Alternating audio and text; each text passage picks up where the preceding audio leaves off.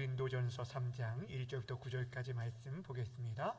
신약성경 고린도전서 3장 1절부터 9절까지 말씀입니다.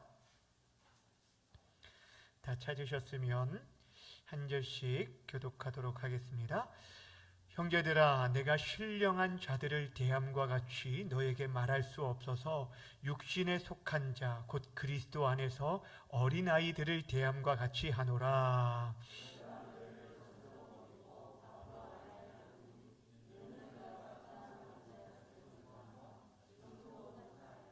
너희는 아직도 육신에 속한 자로다. 너희 가운데 시기와 분쟁이 있으니 어찌 육신에 속하여 사람을 따라 행함이 아니리요.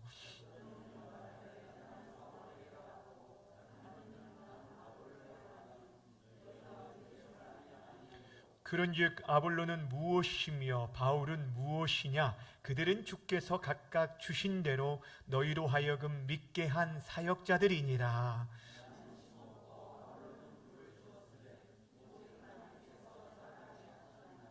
그런즉 심는 이나 물 주는 이는 아무것도 아니로되 오직 자라게 하시는 이는 하나님뿐이니라.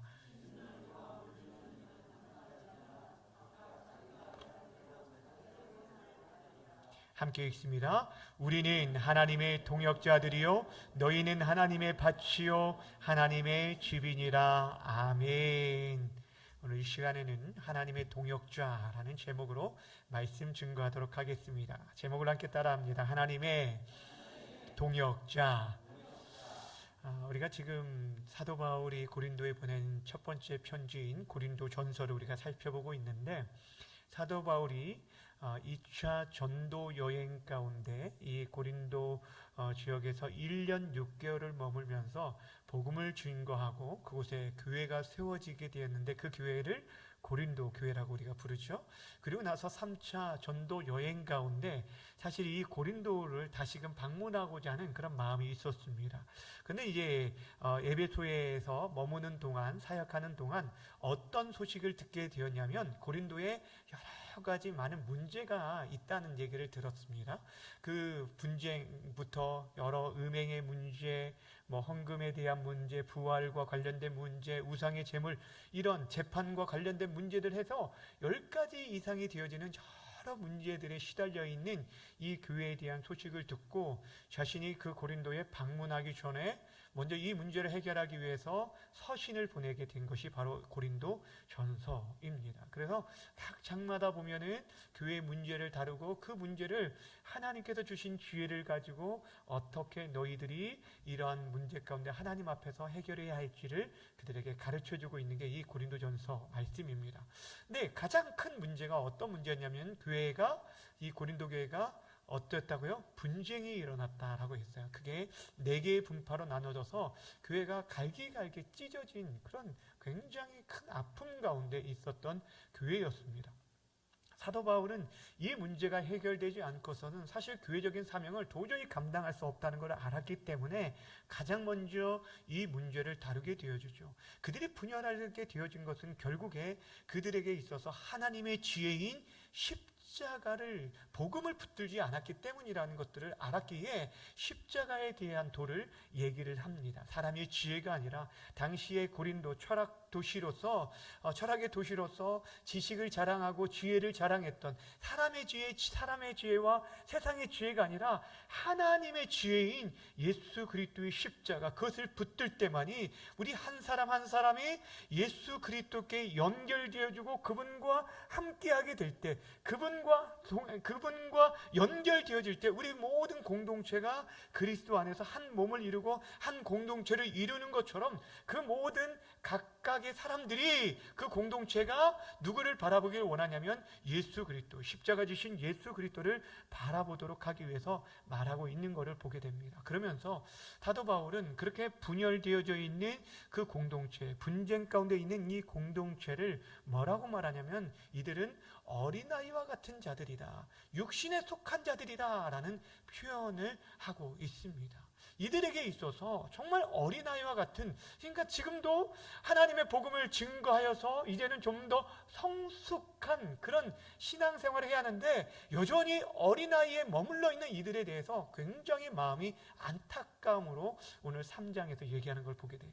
지난번에도 한번 말씀드렸지만 여러분, 자녀, 부모된 입장에서 자녀들이 그 또래에 맞게, 그 나이에 맞게 성장하는 것, 이게 그 성장 발달하는 것, 이것만으로도 굉장히 큰 감사의 제목이라고 그랬어요. 근데 또래에 비해서 키가 작지 않거나 키가 작거나 또 그만큼 성장하지 않는 것을 보면은 이 부모의 마음에 큰 근심이 되어져요. 그래서 어떤 때는 전문가를 찾아가서 그 아이의 성장 발달을 위해서 어떻게 해야 할지, 때로는 막 이게 그 키가 안 키는 아이들이죠. 주사 성장 주사를 맞는데 뭐 몇백만 원의 그런 주사를 맞기도 하고 그런 일들이 있는 것을 보게 됩니다. 그런데 여러분, 그 아이가 육체적으로는 그 아이가 키도 잘하고 지혜가 잘하는 것처럼 보이지만 관계적인 부분이나 정서적인 부분에서 아이가 성숙하지 않는다라고 한다면 그것 또한 큰 부모의 근심과 걱정일 거예요. 제가 최근에 보았던 TV 중에 어떤 그 충격적인 것을 보았냐면, 아이가 6살 여자아이인데, 딸 아이였는데 그 아이가 여전히 젖을 끊지 못한 아이를 보았어요. 예. 젖을 끊지 못했어요. 6살인데. 보통은 이제 뭐 2살, 뭐 늦게까지 하면 뭐 3살, 우리 나이 3살 전에는 끊게 되는데, 그러니까 이 아이가 잠을 잘 때도 엄마의 젖을 먹지 않으면 잠을 자지 못하고, 아이가 병이 있거나 아픈 것이 아닌데도 불구하고 6살인데도 엄마의 등에 엎혀서 돌아다니고 자기 스스로 뭔가를 판단하거나 행동하지 못하는 굉장히 그런 아이를 보았어요. 그러니 여러분, 유치원에 가도 그 아이가 적응할 수 있을까요? 그렇지 못하는 거예요. 그러니까 이게 얼마나 참 제가 보면서 참 너무 안타깝다 그런 생각이 들었는데, 하나님께서 우리를 보았을 때 우리가 영적으로 그렇게 성숙하지 않는다라고 한다면 그것은 하나님께 굉장히 큰 아픔이 되어질 거라는 것이, 지금 사도 바울이 그런 마음으로 지금 이 성도들에게 편지를 쓰고 있는 것을 보게 되어집니다. 사랑하는 여러분, 우리가 성숙하다는 것, 교회 성도들이 우리가 영적으로 성숙하다는 건 뭘로 판단할 수 있겠습니까? 사실 우리들이 겉으로 보여주는 것, 저 사람이 교회에 다닌 연수로 어떤 직분으로 그 사람의 성숙을 판단할 수 없다는 것은 우리들이 더 잘 알고 있어요. 성숙하지 못한 목사가 있고 성숙하지 못한 장로와 권사들이 있다는 것을 우리 스스로의 모습을 통해서뿐 아니라 주변에 있는 사람들을 통해서도 볼 수가 있습니다. 여러분, 아이들이 성숙하지, 이제 어린아이와 어른, 그러니까 아이와 어른의 그것을 우리가 뭐 구분할 수는 없지만 저 아이라 할지라도 그 아이가 참 성숙했다라는 것들을 어떻게 알 수 있습니까? 아이들의 특징은요, 그것이 자기 중심적이 되어져요. 그래서 모든 것들을 말하거나 판단하는 데 있어서 자기 중심적이고, 결국에 누구의 뜻을 이루기 위해서 애쓰냐면 자기의 뜻을 이루기 위해서 힘쓰고 애쓰고 때를 쓰는 것을 보게 돼요. 이게 어린아이의 특징이에요. 근데 그 아이가 말을 할 때, 어떤 행동을 할 때 부모를 생각한다거나 자기 형제나 친구들을 생각하게 되어지고 배려하게 되고 양보하게 됐다, 그러면 그 아이가 성숙하다라고 말할 수 있어요. 그렇다면 여러분, 영적으로 성숙하다라는 것은 결국에 내 뜻이 아니라 누구의 뜻을 더 따른다는 거예요? 하나님의 뜻. 하나님의 뜻, 그 하나님의 뜻, 우리를 향한 하나님의 뜻에 내가 순종하면 나아갈 때 그 사람이 진짜 성숙한 사람이라는 거예요. 사도 바울은 지금 이 고린도 성도들에게 대해서 얘기하면서 저들이 성숙하지 못한 어린아이와 같다라는 얘기를 하면서 1절에 이런 얘기를 합니다. 1절 말씀 함께 읽습니다. 시작. 형제들아, 내가 신령한 자들을 대함과 같이 너에게 말할 수 없어서 육신에 속한 자 곧 그리스도 안에서 어린아이를 대함과 같이 하노라. 아멘. 자, 여기 보면 지금 사도 바울이 두 종류의 사람을 분류합니다. 신령한 자와 육신에 속한 자. 신령한 자라는 것은 뭐 영을 분별하는 이런 신령한 이런 것이 아니라, 어떤 게 신령한 자예요? 랄랄랄라 방언하는 자가 신령한 자가 아니라 그 성령의 음성에 순종하며 하나님의 뜻을 이루는 자, 성숙한 믿음의 사람을 신령한 자라고 표현하고 있고, 육신에 속한 자라는 것은 육에 속한 자와는 달라요. 육에 속한 자는 하나님을 알지 못하는 불신자를 말하는데, 육신에 속한 자는 하나님을 믿는데, 그리고 예수를 믿고 구원을 받았음에도 불구하고 여전히 자기 중심적인 신앙생활을 하는 사람을 말하는 거예요. 그러니까 어린아이와 같이 성숙하지 못한 그런 신앙생활을 하는 사람, 성도이지만 신앙생활을 어린아이와 같이 하는 자들, 이런 자들이 육신에 속한 자라고 말할 수 있어요. 그러니까 성령의 음성보다는 자기의 욕망을 따라 어린아이와 같이 자신의 뜻을 따라 살아가는 자, 그런 자가 바로 육에 속한, 육신에 속한 자임을 말하고 있다라는 거예요.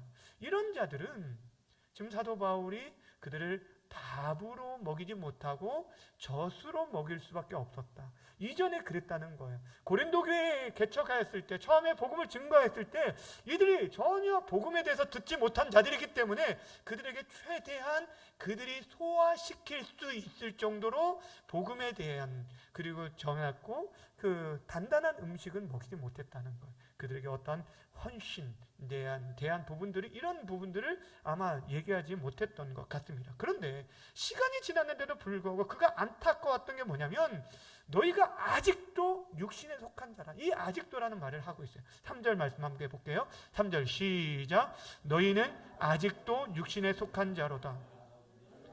시기와 분쟁이 있으니 어찌 육신에 속하여 사람을 따라 행함이 아니리요.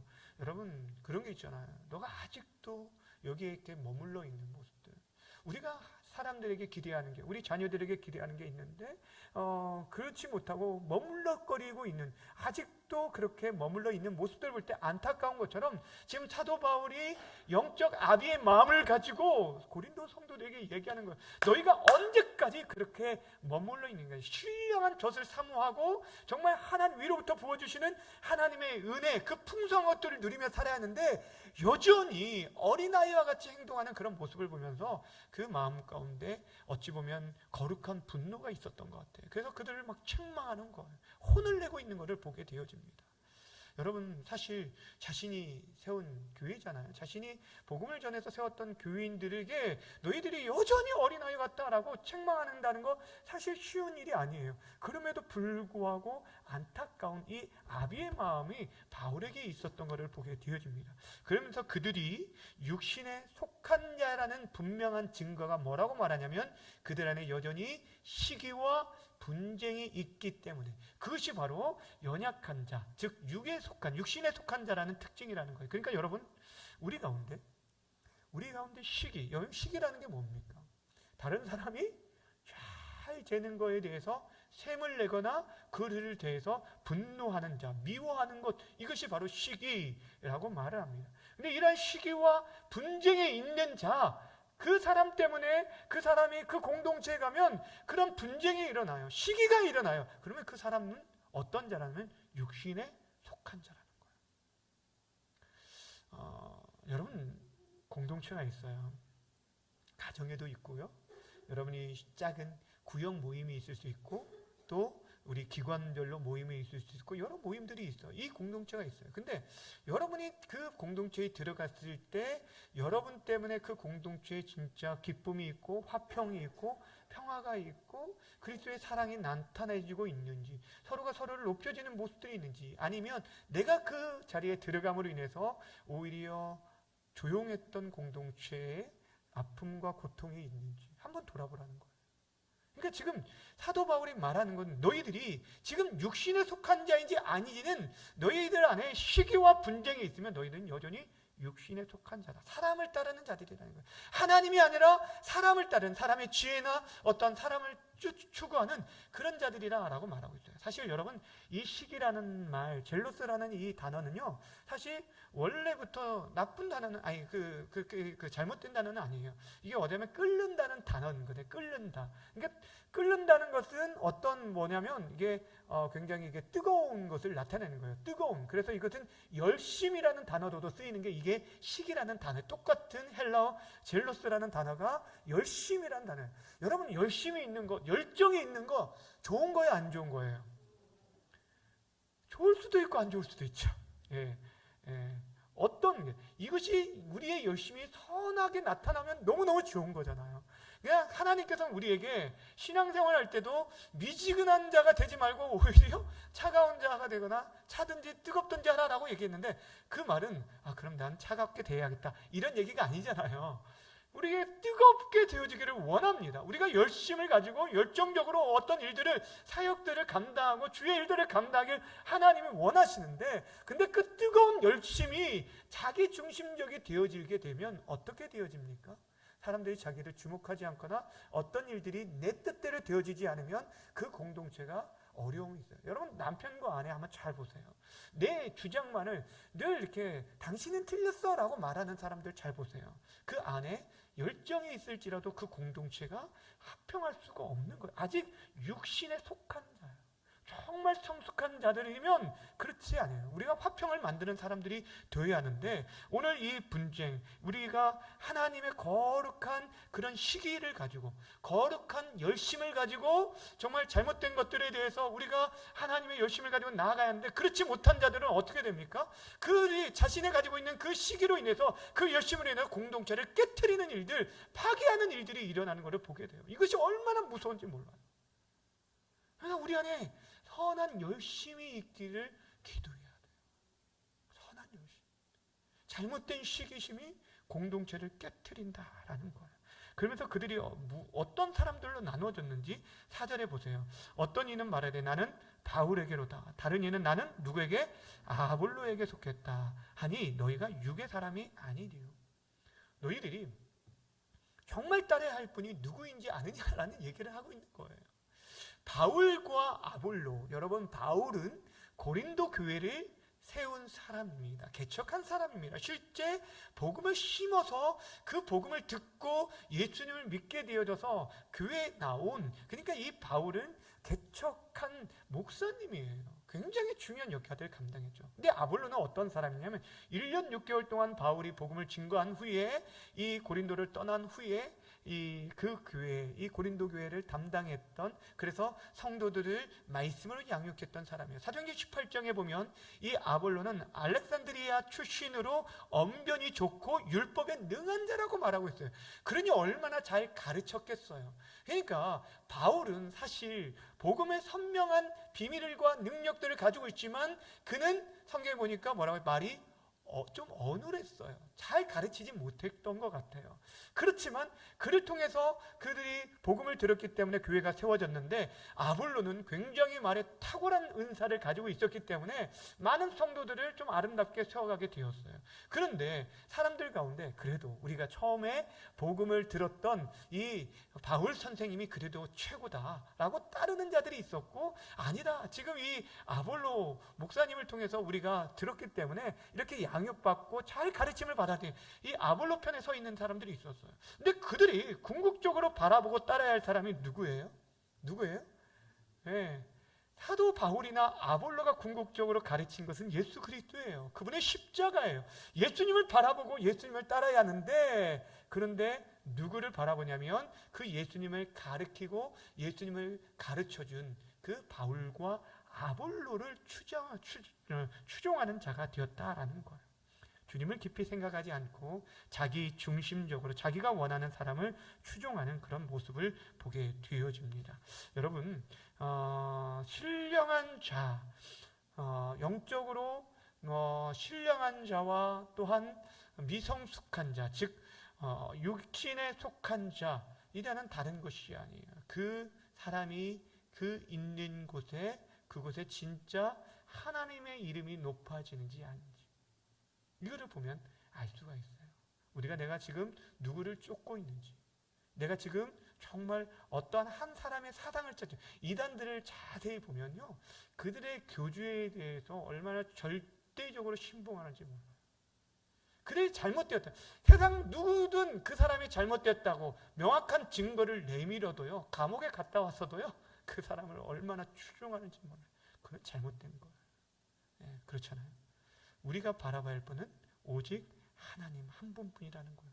그런데 지금 우리 자신 한번 돌아보세요. 사도 바울이 지금 이 땅 가운데, 이 시대에 우리들을 본다면 우리 한 사람 한 사람을 볼 때 뭐라고 말할지, 우리를 향해서 신령한 자라고 말할지 육신에 속한 자라고 말할지 우리 자신을 한번 돌아보라라는 것입니다. 나만 옳다고 자기 중심적인 신앙생활, 어린아이와 같이 내 뜻을 이루기 위해서 신앙생활을 하고 있는지, 아니면 궁극적으로 하나님의 나라와 그분의 뜻을 세우기 위해서 우리가 정말 다른 사람을 돕고 섬기며 내가 죽고 다른 사람을 세워가고 있는지 한번 보라는 거예요.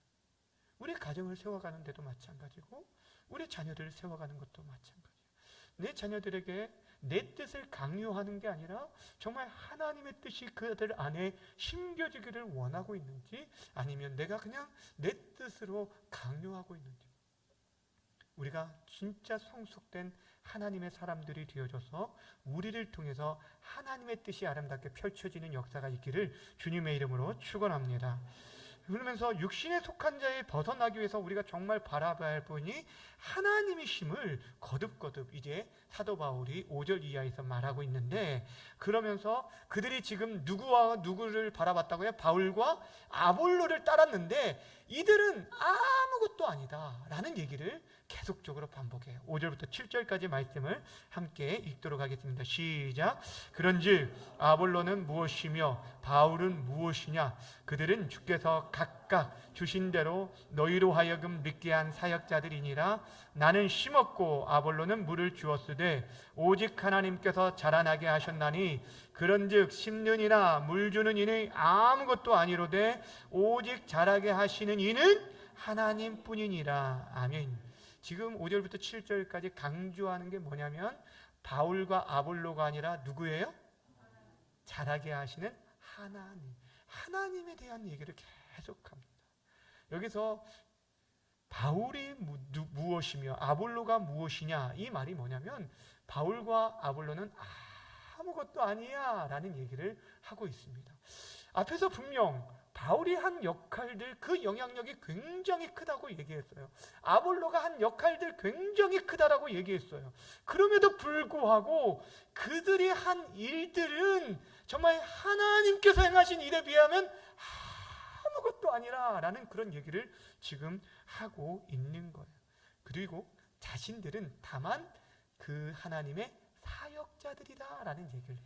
여러분, 이 사역자라는 말, 디아코노스라는 이 단어는요, 사실 집사라는, 이후에 집사라는 말로 쓰이는 이 디아코노스라는 섬기는 자, 이렇게 하인이라는 단어로 쓰였는데, 이게 나중에 이제 집사로라는 단어로, 이게 직분으로 쓰이는 말인데, 사실 이 단어가 어떠한 일을 할 때 일어나는 먼지라는 뜻이에요. 디아가 뭔뭐를 통하여서 라는 코니스가 뭐냐면은 그거예요. 먼지라는 뜻이에요. 그러니까 먼지. 사도 바울이 뭐라고 말하냐면 자기들은 하나님께서 어떤 일들을 행하시는 그 일들을 일으키는 잔지 먼지일 뿐이고 실제 그 모든 일들을 행하시는 분은 누구라고요? 하나님이라는 얘기를 해요. 여러분, 자기는 먼지와 같은 자들이라는 거예요. 아무것도 아니라는 거예요. 아무것도. 그러면서 무슨 비유를 하냐면 나무를 심는 것과 물을 주는 것, 이것을 비유를 해요. 자기는 나무를 심은 자이다. 그리고 아볼로는 물을 준 사람이다. 여러분, 아볼로와 바울이 굉장히 중요한 일들을 했잖아요. 그러나 궁극적으로 그 모든 것을 열매 맺게 하고 자라게 하시는 분은 바로 누구라는 거예요? 하나님이라는 거예요. 그러니까 교회 주인이 하나님이라는 걸 얘기해요. 사도 바울이 지금 고린도 교회를 향해서 너희는 하나님의 교회라라고, 그를 향해서 하나님의 교회라고 얘기하는 것이 바로 그래요. 교회 주인이 하나님이시고 하나님만이 교회를 세우시는 분이라는 걸 얘기합니다. 농사를 지어보신 분은 잘 아실 거예요. 애쓰고 수고하는 그 농부의 발걸음을 통해서 그 발자국 소리를 듣고 이 벼가 자란다는 얘기가 있을 정도로 이 농부의 수고와 애씀과 헌신들, 땀방울 너무너무 귀하지만, 여러분, 우리가 밤잠을 자지 않고 애쓰고 수고했다라고 할지라도 하나님께서 적절하게 햇빛을 비춰주시지 않고 때를 따라서 비를 내려주시지 않으면 인간의 수고는요 아무것도 아니라는 거예요. 이것이 너무너무, 이것을 우리가 철저하게 인정을 해야 돼요. 우리의 사업도 마찬가지고요, 우리 자녀들도 마찬가지예요. 그들이 아무리 애쓰고 수고하고 공부를 열심히 한다 할지라도 하나님께서 길을 열어주시지 않으면 그 인간의 수고는 아무것도 아니라는 거예요. 그래서 시편 127편 1절에서 뭐라고 말을 합니까? 여호와께서 집을 세우지 아니하시면 세우는 자의 수고가 헛되다. 내가 아무리 멋지고 튼튼한 집을 세운다 할지라도 하나님께서 세워주시지 않으면 아무것도 아니라는 거예요. 여호와께서 성을 지키시지 않으면 파수꾼이 아무리 밤에 끼어 있어도 소용이 없다라는 거예요. 그러면서 그 다음에 뭘 얘기하냐면 사람이 일찍이 일어나고 늦게 누우면서 하루 종일 밤잠을 안 자고 애쓰고 수고했을지라도 그것이 헛되다는 거예요. 뭔 말이냐면 하나님이 도와주지 않으면, 하나님이 지켜주지 않으면, 하나님께서 함께 해주지 않으면 그 사람 아무것도 아니라는 거예요. 그러기에 지금 무엇을 얘기하려고 하냐면 하나님이 도와주셔야만 한다. 하나님이 그 모든 일들을 행하셨다. 너희들이 궁극적으로 바라볼 분은 사람이 아니라는, 그 사람이 정말 잘했다 박수 쳐주는 것 중요하죠. 그 사람들에 대해서 응원해주고 격려해주고 그들에 대해서 감사를 표하는 것 중요하지만 하나님이 빠져있는 것, 그것은 아무것도 아니라는 거예요. 지금 고린도 교회가 분열된 것은 결국에 그들이 하나님이 아니라 사람을 바라봤기 때문이에요. 죄송한 얘기지만 한국 교회 안에 일어나는 많은 분쟁과 아픔들을 자세히 들여다보면 궁극적으로 사람을 바라봤기 때문이에요. 목사편, 장로편, 편으로 나눠주는 거예요. 목사도 하나님을 바라보고 장로님도 하나님을 바라보고 성도들도 하나님을 바라보고 우리 주 예수 그리스도를 다 바라보고 그분 안에 우리가 하나 되어질 때면 여러분 어떻게 싸움이 일어날 수 있겠습니까? 우리 한 사람 한 사람이 내가 죽고 예수가 살도록 한다면 내 자존심과 내 모든 계획을 다 내려놓고 교회 주인 되신 하나님의 말씀 앞에 엎드리게 되고 성령의 음성에 내가 순종하게 되어진다면, 내 자존심을 꺾고 그런다면 어떻게 교회가 깨어지고 가나지고 나눠줄 수 있겠습니까? 사랑하는 여러분, 교회에는 하나님이 주인 되심을 기억하며 살아가야 돼요. 하나님께서 이 교회를 책임져 주실 때만이, 우리의 가정도 마찬가지 하나님이 붙들어 주시고 우리 자녀들도 하나님이 붙들어 주셔야만 그들이 우리가 말하는 진짜 성공, 진짜 승리의 삶을 살아가게 되어지는 거예요. 그런데 또한 하나님께서 그 사역자, 내가 먼지와 같은 자에 불과합니다, 나신의 이름을 높이려고 하는 사역자가 아니라 내 이름을 높아주고 사람들이 나를 주목하게 만드는 것이 아니라 말 그대로 세례 요한이 그랬던 것처럼 그를 통해서, 세례 요한이 예수님이 등장하기 전에 6개월 전에 자신이 먼저 사역했을 때 수많은 사람들이 세례 요한 앞에 나와서 회개의 세례를 받았어요. 여러분, 이 세례 요한의 그 인기는 말할 수 없었어요. 사람들이 뭐라고 생각했냐면 저가 오실 메시아가 아닐까라고 착각할 정도였어요. 그때 세례 요한이 뭐라고 했냐면, 그래 너희들이 이제야 나를 알아보는구나 하면서 사람들을 선동한 것이 아니라 오히려 그들에게 너희들이 나를 주목할 것이 아니라 오실 그리스도 메시아를 바라보라고 얘기합니다. 그 모든 시선을 예수님께 집중시키며 나아가면서 나는 그분의 신발끈조차 풀기에 합당하지 못한 자, 즉 먼지와 같은 자라고 얘기하는 거예요. 근데 여러분, 하나님께서 그렇게 우리들이 주의 일들을 감당하는 사역자들에 대해서도 우리가 섬기고 그래야 하는데, 우리가 주의 일들을, 우리 각자가 사역자들이거든요. 하나님의 일들을 감당하는 우리들, 다른 사람이 인정해 주지 않고 다른 사람이 알아주지 않을 줄도 있는데 성경이 뭐라고 말하냐면 그런 자에 대해서 반드시 하나님께서 갚아주실 것을 이렇게 말씀해 주셔요. 8절 말씀 함께 볼까요? 8절 시작. 심는 이와 물 주는 이는 한 가지이나 각각 자기가 일한 대로 자기의 상을 받으리라. 여러분, 무슨 말이냐면 그들의 역할들은 다를 수 있어요. 각각 모두가 똑같은 일을 할 수 있는 것은 아니에요. 모두가, 여러분, 이 땅의 모든 학생들이 공부를 잘해서 다 의사예요. 다른 일 하는 사람 아무도 없어요. 그러면 어떻게 될까요? 아니죠. 우리 몸에 눈이 있고 코가 있고 귀가 있고 각각 여러 지체가 각각의 일들이 다른 것처럼 우리 안에 하나님께서 주신 그 달란트가 다르게 있어요. 그것들을 우리가 각자의 최선을 다하고 하는데 그 모든 것은 우리 몸을 위하는 것처럼 우리 모두가 하나님을 위해서 일을 하면 모두가 한 가지라는 거예요. 똑같이 하나님이 인정해 주신다는 거예요. 5달란트를 받았든지 2달란트를 받았든지 이거에 대해서 왜 저 사람은 5달란트고 나는 2달란트야 하면서 비교식에 사로잡혀서 아무것도 못하는 것이 아니라 나에게 맡겨진 일들을 최선을 다해서 감당하게 나간다면 여러분 그때 하나님께서 뭐 하신다고요? 각자 자기가 일한 대로 자기의 상을 받으리라. 하나님께서요 동일하게 천국잔치에 그들을 참여케 하시고 동일하게 은혜를 주시는 것처럼 하나님께서 우리에게 각자에게 맡겨진 그 자리, 여러분들이 각자에게 맡겨진 자리들이 있어요. 구역에서 또 여러 기관에서 섬기는 일들, 내가 더 많은 일들을 감당할 수도 있고 다 적은 일들을 감당할 수, 왜 저 사람은 나보다 일을 더 안 하는데 라고 생각할 수도 있지만 그런 비교의식 속에 사로잡히는 것이 아니라 세상은요 1등부터 꼴등까지 줄을 세울지 모르지만 우리 하나님은 그런 줄을 세우지 않아요. 우리 각자가 우리에게 받은 것, 내가 1달란트 받았다면 그거에 대해서 최선을 다하면 그것을 남길 때 동일하게 착하고 충성된 종아, 내가 작은 일에 충성하였더니 주인의 즐거움에 내 주인의 즐거움에 참여할지라고 동일하게 축복해 주신다라는 거예요. 그러게 우리가 가져야 할 것은 무엇이냐면 내가 큰 일이든 작은 일이든 사람들이 알아주는 자리든 몰라주는 자리든 겸손하게 우리의 갖가지 일들을 감당하면서 우리 모두가 서로를 향한 존중감을 가지고 하나님의 동역자라는 사실을 인식해야 한다는 거예요. 하나님의 동역자라는 거. 여러분, 우리가 주의 일들을 가자. 우리 9절 먼저 읽어볼까요? 9절 말씀 함께 읽어볼게요. 9절 말씀 시작. 우리는 하나님의 동역자들이요 너희는 하나님의 밭이요 하나님의 주민이라. 아멘. 하나님께서 주의 일들을 감당할 때 여러분 얼마나 참 감사하게 우리에게 모든 것들을 다라고 맡기지 않았잖아요. 앞에서는 말했지만 모든 지체가 눈이 될 수도 없어요. 다 손이 될 수는 없어요.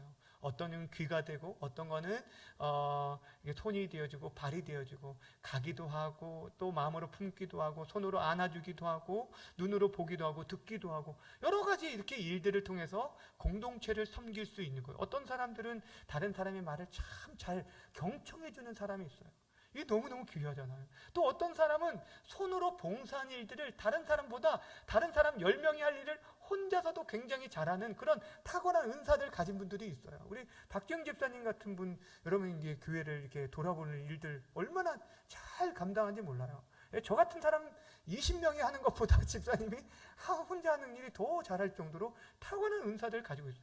우리 각자가 다른 은사들을 가지고 있다는 거예요. 어떤 분들은 기도로 섬기는 분이 있고 또 전도하는 일들이 있고 또 내가 시간이 없는 분들은 물질로 섬기는 분들이 있고 묵묵히 헌신하는 자들이 있다라는 거예요. 근데 그 각자 일들이 하나님께서 서로 우리를 서로의 동역자들로 세워주셔서 혼자 그 일들을 하지 않고 함께 할 수 있도록 우리에게 귀한 믿음의 동역자를 주셨는데 더 중요한 것은